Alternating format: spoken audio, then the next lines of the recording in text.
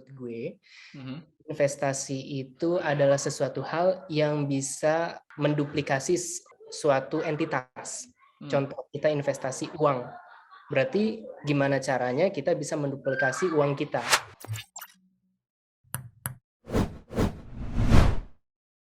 Halo Genbiers, selamat datang di Dialog Genbi. Menyajikan obrolan penuh dialog rasa, tak sekedar kata, tapi juga pengalaman berharga. Oke, selamat datang semuanya. Untuk pertama kali, karena gue juga baru pertama kali di sini, mungkin kita kenalan dulu ya. Gue Midin dari Genbi, dan itu di staf pendidikan seorang podcaster juga dari Genbi. Nah, saat ini di podcast sekarang kita mau bahas tentang tips investasi sebagai mahasiswa walau masih biaya orang tua. Kebetulan kita sudah ada seorang mahasiswa juga yang sudah berinvestasi. Kita langsung panggil saja. Halo Bang Arjun. Ya, halo Midin. Selamat datang Bang Arjun. Ini gimana biasanya manggil gua lo, aku kamu, saya gimana? Gampang, gue ngikutin aja. Oke, ngikutin ya Bang. Oke. Sebenarnya Bang Arjun kita udah pernah ini loh. Kita udah pernah ngobrol loh di chat WA kalau inget. Karena waktu itu kan gue pernah ikut ini ya, ikut pertukaran pelajar. Ingat gak sih ada tiba-tiba seorang mahasiswa yang nanya, itu transkrip akademik apa ya? Dan gue lihat pas lihat profilnya kan masih sama ya WA-nya dari dulu sampai sekarang. Ternyata kita ketemu lagi di Gatsby. Iya, iya, Oke, masih ingat, masih ingat, masih masih ingat. ingat. Gokil. Bang Arjun, ini dari ini ya, apa divisi apa di Genbi, Bang? Kalau di Genbi gue di bagian kewirausahaan. Kewirausahaan. Cocok banget nih ngobrolin investasi-investasi ya kan.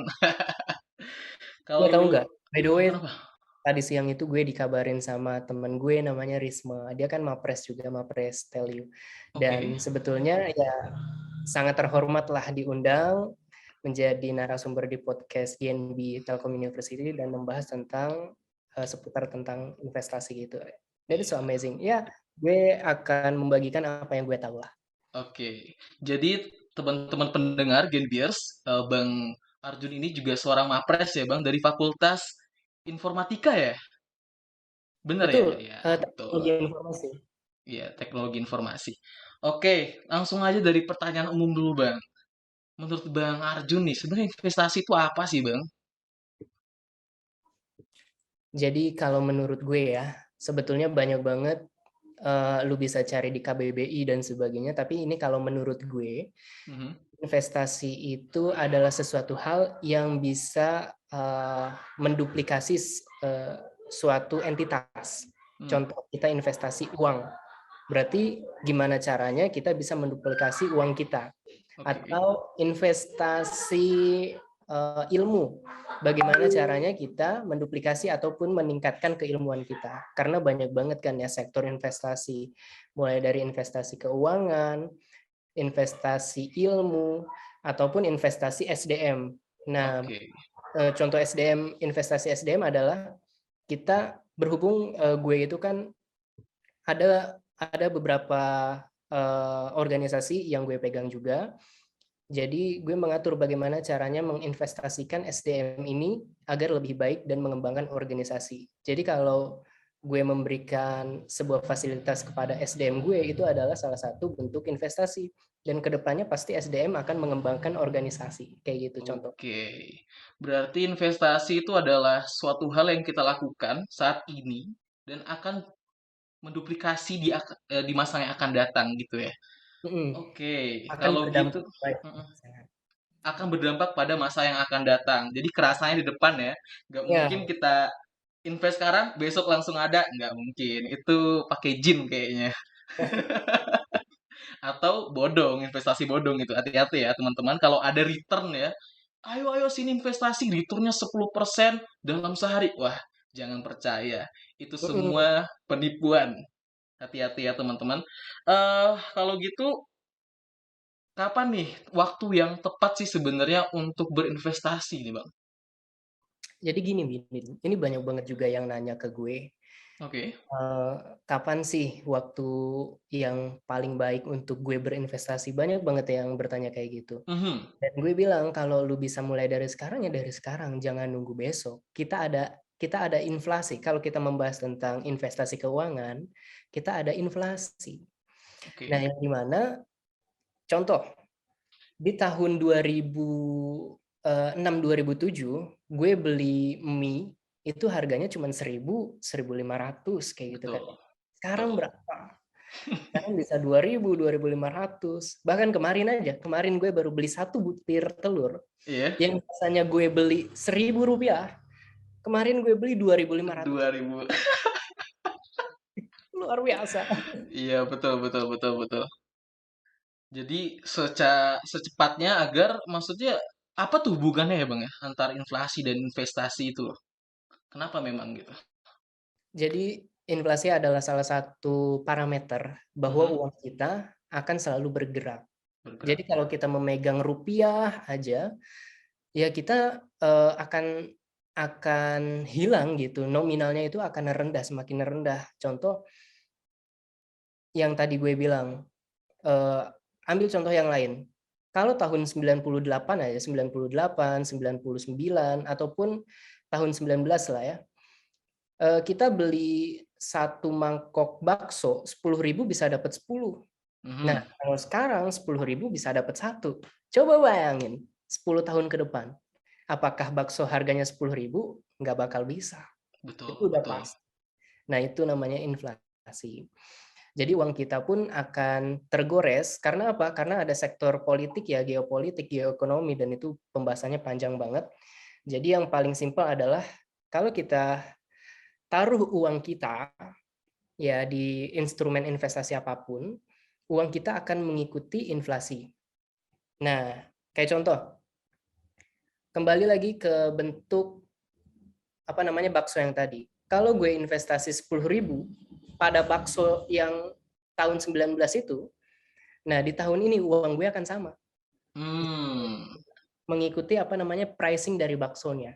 Betul betul betul. Nah, contoh gue nanam di bakso itu 10.000 di tahun ini. Iya, Ternyata di tahun 2025, 2030 harga bakso 30.000. Maka uang gue pun akan 30.000 juga. betul betul betul. Iya ya. Jadi yang membedakan investasi dengan nabung doang itu ya Bang. Kalau kita Ya, tabung 10.000 di tahun 1990, ya duit kita nggak bakal bisa beli bakso sekarang karena bakso sudah 30.000 gitu ya Bang ya. betul. Oke. Jadi makanya kenapa kita harus secepatnya investasi agar rupiah kita tetap sama nilainya gitu ya. Oke. Nah, ini yang paling membingungkan bagi mahasiswa nih Bang. Kalau misalnya dia itu cuman duitnya dari orang tua gitu. Gimana sih nyisihinnya gitu loh Bang? Gimana sih nyisihinnya untuk biar bisa sebelum itu deh. Sebelum itu sebenarnya ada nggak sih tempat investasi bagi mahasiswa yang duitnya tuh minim gitu? Cuman dari orang tua doang. Itu dulu deh. Oke. Kalau tempat investasi sekarang itu sangat mudah untuk ditemukan. Mhm. Jadi, eh, yang kalau gue lihat ya, gue pernah melakukan pertanyaan ini sebelum gue menjadi mahasiswa baru terbaik di Telkom University. Gue nanya saat itu eh, ke salah satu petinggi dari kepemerintahan namanya Bu Jaleswari. Nah, gue bertanya, Bu, kenapa orang kaya makin kaya, orang miskin Mhm. makin miskin? Oke. Nah, saat itu gue nggak setuju dengan pemikirannya. Tapi sekarang gue setuju. Kenapa? Karena orang kaya makin kaya itu melihat peluang. Mhm. Dan orang orang miskin makin miskin, itu mereka menyia-nyiakan peluang. Ada satu buku yang menarik bagi diri gue, bukunya dari Robert T. Kiyosaki, itu paling sederhana aja dulu kalau lu pengen membahas tentang bisnis, keuangan, inflasi, terus kemampuan literasi keuangan, baca buku itu, Robert T. Kiyosaki. Dia bilang, manusia itu mempunyai mata, dan setiap apa yang dia lihat adalah emas. Jadi maksudnya seperti halnya gue podcast sama Midin. Oke. Gue menghadiri podcast di Genbi. Mhm. Ini adalah emas kalau gue lihat ya. Kalau dari sektor enterprise, sektor entrepreneur yang cukup besar, ini adalah salah satu emas yang sebetulnya ke depannya program podcast ini bisa kolaborasi dengan sektor dari departemen departemen kewirausahaan ataupun ekonomi kreatif sekarang, dan tim ekonomi kreatif bisa aja how to make money from this podcast kayak gitu kan. I see. Nah, kayak gitu. Dan akhirnya gue percaya saat ini kenapa orang kaya makin kaya, orang miskin makin miskin. Karena apa? Sekarang itu kaya itu mudah. Kita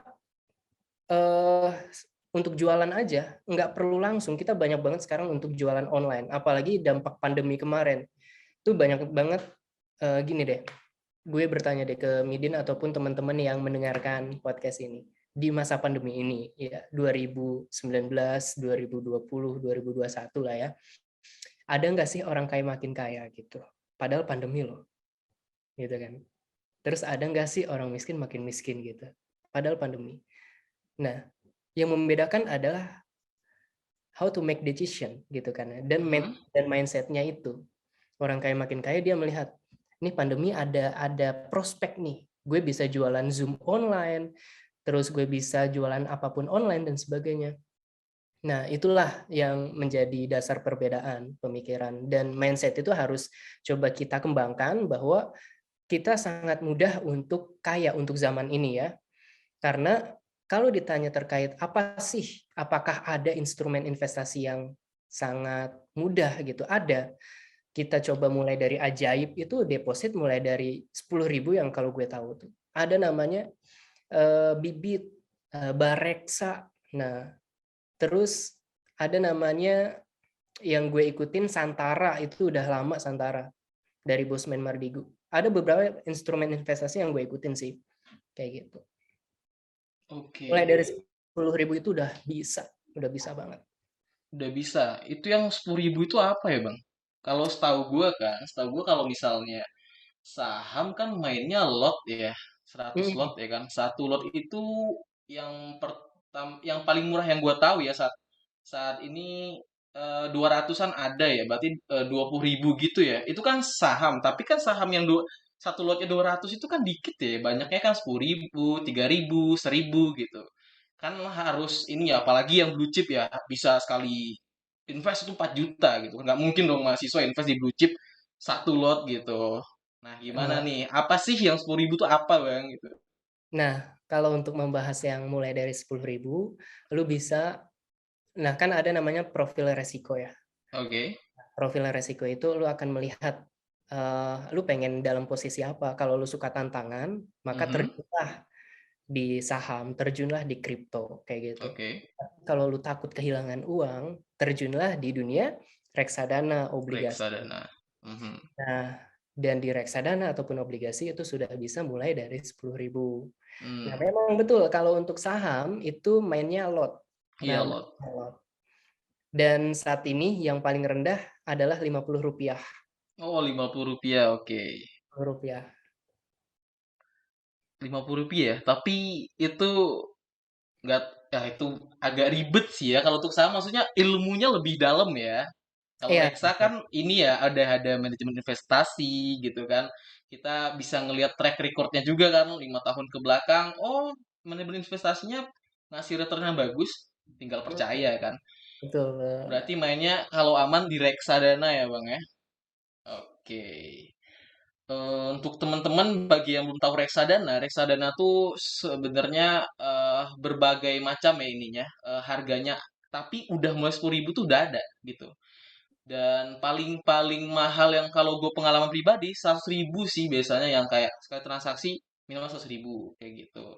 Itu bisa. Betul. Cuman oke, itu berarti bisa dipakai oleh mahasiswa yang duitnya minim. Sekarang tipsnya gimana ini apa ya mengalokasikan atau apalah gitu ya karena mungkin ya mahasiswa sekarang atau bukan mahasiswa mungkin cenderung tidak bisa mengolah uangnya mungkin baru datang wah awal bulan nih gue mau jajan ini jajan itu gitu gimana sih tipsnya untuk mengolah itu biar kita masih tetap bisa investasi gitu bang Jadi kalau gue biasanya investasi di awal sih. di Bukan, awal. ya. Jadi misalnya gue dapet nih 10 juta bulan ini. Nah, Mhm, jadi gue mengalokasikan uang gue di awal. di Nah, awal kayak contoh, oke, dari 10 juta yang gue dapet, 80% ke investasi. Biasanya, bukan biasanya, memang konsep gue itu 90% langsung dihabisin. Mhm. Kalau dapat sekian juta, itu 90% langsung dihabisin. Nah, berhubung gue ada tim untuk diskusi sama gue terkait keuangan, ada tim keuangan personal gue juga, alhamdulillah. Dan di situ selalu gue bertanya, ini gimana nih untuk uang segini, pokoknya gue pengen dihabisin aja kayak gitu kan. Mau lu pindahin ke kripto, mau lu pindahin ke bisnis yang real dan sebagainya. Kayak dia memberikan saran, oke Kak, ini ada bentuk suatu bisnis yang real, kafe, tempatnya di sini Kak, prospeknya bagus. Itu di daerah Telkom di Gate 4 itu bagaimana? Dan itu luar biasa, gue bilang berapa, how much untuk invest di sana gitu kan ya. Lumayan Kak gitu kan ya. Oke, lumayan berapa ribu gitu kan ya. Gue biasanya bilang berapa ribu. Ada Mhm. di atas 20.000 ada Kak. Nah, dan ya udah kalau perhitungannya kayak gitu, mangga coba apa namanya? Coba diulik lagi gimana caranya marketingnya baik dan sebagainya. Akhirnya dia bilang, oke, namanya Gengs Cafe ya Kak, agar kita lebih baik lagi untuk ngobrol sama mahasiswa dan sebagainya. Dan dia bilang, eh, kira-kira dari kakak pengen launching apa kayak gitu kan, dan launchingnya kapan. Saya bilang kalau bisa secepatnya secepatnya. Nah, saya pengen tantangan kata dia gitu. Oke, Maret Maret gue pengen buka. Dan dia bilang oke, saya akan usahakan untuk Maret buka kayak kata dia gitu. Dan saat saya survei itu lokasinya ada di daerah Gate 4 malah. Oh, Gate 4 Telkom oke. University, deket banget gitu kan.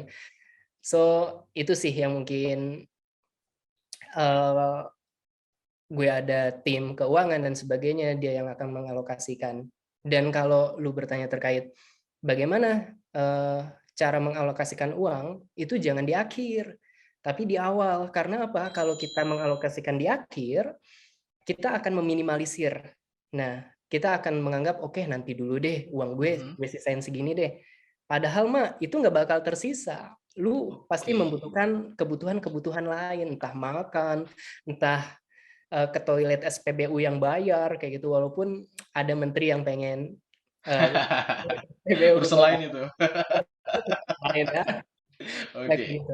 Jadi saran gue di awal aja, jangan di akhir. Di awal. Oke, Bang. Misalnya kita coba sudut pandang perspektif mahasiswa. Biasanya tuh apa sih, kayak apakah eh ini apa ya? Apa sih label-labelnya? Gua alokasikan ini, makankah, apakah gitu. Itu ada nggak, Bang? Soalnya biar biar tergambar juga, oh, gua butuh tuh alokasikan duit untuk ini itu tuh apa? Oh, ada pasti. Pertama, lu butuh makan. Nah, Oke. konsumsi lah kayak gitu. Lu butuh Mhm. eh, kebutuhan yang penting, konsumsi, tempat tinggal, itu Oke. harus lu maksimalkan. Terus Mhm. yang biasanya, yang pertama kan konsumsi, tempat tinggal Konsumsi itu tempat pasti tinggal. wajib gitu kan. Oke. Yang biasanya berubah-berubah adalah organisasi ini. Kadang-kadang, tolong dong, talangin dong. Ada kegiatan ini, kita bayaran dulu, urunan dulu, kayak gitu kan. Jadi biasanya yang membuat uang kita tergoyah nih di organisasi, apalagi menjadi mahasiswa, wah itu luar biasa. Nah, misalnya bagaimana cara menanggapi di organisasi ini kayak gitu kan, apalagi misal gue mempunyai organisasi banyak, teman-teman Mhm. pendengar podcast mempunyai organisasi banyak, mungkin Midin mempunyai organisasi banyak kayak gitu kan. Caranya adalah lu harus teguh dengan berapa lu spend money ke situ. Kayak contoh, oke, gue untuk makan 500.000. Nah, gitu kan. Untuk tempat tinggal ya pasti itu kan ada yang bulanan, ada yang tahunan. Nah, itu bisa dipikirkan. Nah, untuk yang organisasi, contohnya, oke, gue pokoknya organisasi harus spend hanya 100.000 aja. Jadi harus ada keteguhan di situ. Terus Hmm. misalnya kalau lebih dari 100.000 itu bagaimana? Caranya adalah pertama bisa negosiasi kepada si organisasinya, ataupun lu mempunyai usaha yang lebih besar untuk mendapatkan uang di tempat lain. Oke. Yang jelas diatur segitu ya. Nanti urusan ada apa ya? Tiba-tiba ada perubahan kebutuhan dari organisasi, baru cari caranya ya. Betul, Entah betul. itu, bro, gua cicil dulu. boleh pakai duit kas dulu nggak atau apa gitu ya. Semacam itulah pokoknya. Pokoknya harus dialokasikan makan berapa, ini berapa dari yang kita dapat gitu ya. Dan jangan Betul. lupa alokasikan untuk investasi di awal juga. Jadi langsung invest aja di awal gitu ya, Kak ya. Oke. Ya, Oke. Oke, ini sudah sebetulnya cukup apa? ada ada ada ada percentage ya kalau kita mengacu ke teori kayak 50% untuk apa, 30% untuk apa, 20% untuk apa. Itu ada teorinya juga. Ada yang teori 90/10. Nah, kalau gue Mhm. pakai yang 90/10 karena apa? Karena gue masih mahasiswa, masih muda juga. So, dengan 10% yang gue punya ini, misalnya gue mempunyai kebutuhan lain, gue akan push diri gue untuk mendapatkan uang yang lebih banyak kayak gitu. Nah, jadi gue nggak memakai yang 10/30/20, gue makainya 90/10. Oke, itu gimana tuh 10/30 90/10 itu penjelasannya ada nggak? Ada. Ada. Gimana Bentar, tuh? terkadang gue lupa nih. Nah, jadi Oke.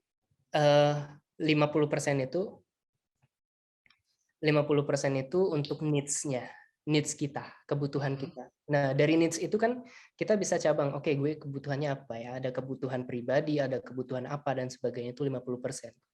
Needs, kebutuhan, kayak termasuk makan. Terus 30 itu apa? 20% itu untuk apa? Nah, gue membahas yang 20% ini. 20% lu harus coba untuk mengalokasikan uang lu agar growth, agar tumbuh kayak gitu kan. 30% untuk apa? 30% adalah keinginan, kebutuhan, keinginan, investasi.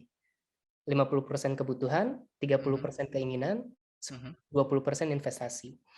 Nah, keinginan kayak contoh, ini biasa nih untuk ciwi-ciwi nih, hati-hati. Oke. Kemarin sekarang kan masih bulan Januari. Kemarin kemarin pas satu satu itu gimana tuh? Nah, terus Hmm. besok nih Februari dua dua itu gimana tuh? Nah, Hmm. biasanya ada FOMO-nya gitu kan, ada ketakutan untuk ngikutin suatu hal agar dia tren kayak gitu kan. Oh. Hati-hati aja, dalam keinginan itu hati-hati. Jadi sebenarnya ya banyak teori yang apa namanya ya persenan-persenan itu contoh tadi 50% 30/20 50% needs 30% tadi keinginan Keinginan, ya wish ya 20% itu investasi tapi sebenarnya kuncinya sepertinya di disiplin ya Bang ya hmm, betul, karena kedisiplinan. betul karena justru ketika kita udah plan ternyata akhirnya kita nggak bisa disiplin ya duitnya nggak jadi investasi atau nggak makan investasi jalan makan nggak jalan gitu kan gayanya jalan kayak gitu ya oke jadi sebenarnya sepertinya kuncinya sih disiplin aja sama jangan takut ya dan mulai dari apa ya dari dini lah ya Dari secepat sekarang. mungkin dan cari cara udah banyak lah ya cara-cara pembagian duitnya sama disiplin. Oke, mungkin karena keterbatasan waktu ya Bang ya, kita cukupkan saja di sini. Ada kata-kata nasihat terakhir untuk mahasiswa nggak Bang yang mau investasi nih? Oke, ada nih closing statement. Oke, gimana? Eh, kita saat kuliah itu ya, sebagai mahasiswa, memang kewajiban kita adalah belajar mendapatkan IP tinggi. Tapi apakah IP kita bisa menunjang kesuksesan kita? Itu bisa menjadi parameter juga. Tapi kita jangan lupa untuk belajar literasi keuangan. Jangan sampai IP kita tinggi, tapi literasi keuangan kita jelek. Nah, karena apa? Kalau kita belajar dengan orang-orang sukses di luar sana, mereka mengutamakan literasi keuangan. Bagaimana caranya uang itu tumbuh, bagaimana caranya uang itu besar, dan bagaimana caranya uang itu lebih banyak lagi. Namanya compounding effect. Itu tambahan lagi tuh buku tuh. Pertama ada Rich Dad Poor Dad, yang kedua compounding effect. Nah, itu baca aja dulu. Nanti kalau pengen diskusi buku lainnya ya nanti gue kasih nih rekomend ini, rekomend ini, rekomend ini. Dua aja dulu lah. Oke, thank you banget Bang Arjun. Jadi intinya teman-teman mahasiswa, IPK Anda memang kewajiban, tapi kalau Anda mau sukses, tunggu, yakin IPK cukup. Oke, mungkin segitu aja dari Dialog Gen B. Sampai jumpa di episode selanjutnya dan sampai jumpa.